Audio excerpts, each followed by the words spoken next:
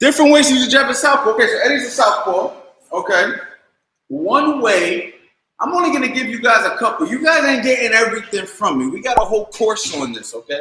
But one thing I like to do is Eddie's going to keep his hands up high in this situation. Not regular, right? And it's going to be one way is he is going to work his, as you can see, let's go over here. Okay, we got to try to get the feet. Face me, Eddie. So he's trying to work his way to beat that lead foot, right? To beat me on the outside. He wants to beat my lead foot with his foot, and he wants to work laterally in a circle, right? So Eddie is going to go ahead. Maybe he may have to use some feints, different ways to freeze me, and he's going to jab, double jab, and step around.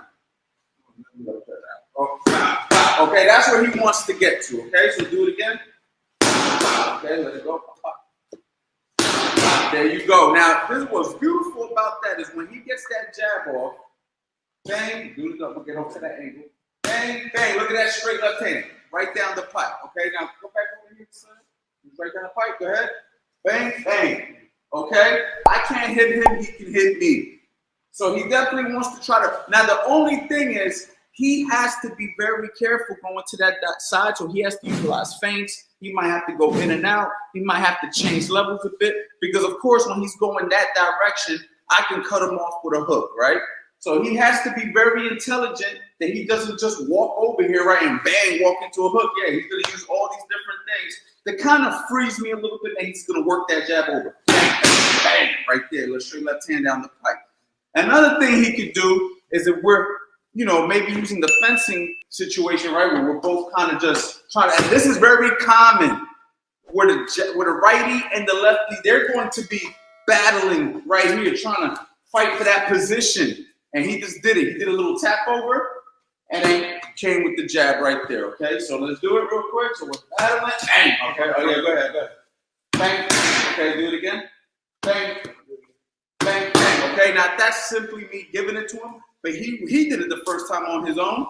Now, what he wants to make sure he does off that tap over is make sure he gets that angle as well, right? So he's here and bang. And now from right there, you got that right there, okay? So when you're working that jab as a southpaw, there's going to be a lot of battling going on because the righty understands that you're trying to get there and you know you're trying to get there. There's going to be a lot of battling. That's why we talk about misdirection in the course. That's why we talk about different ways to set traps throughout the course.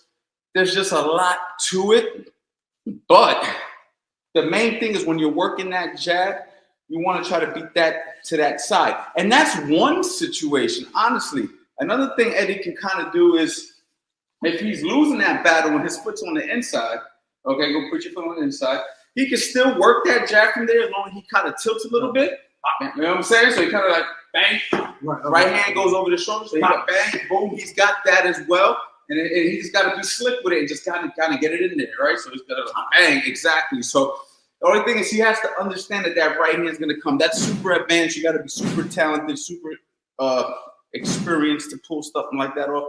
This isn't baby food right here, guys. This is when you start getting to the master level of this boxing thing. When you're starting to fight guys from the opposite stance, it takes a lot of drilling and a lot of experience. You have to actually go through it to really do it. But with that being said, those are some tips. Hope that helps.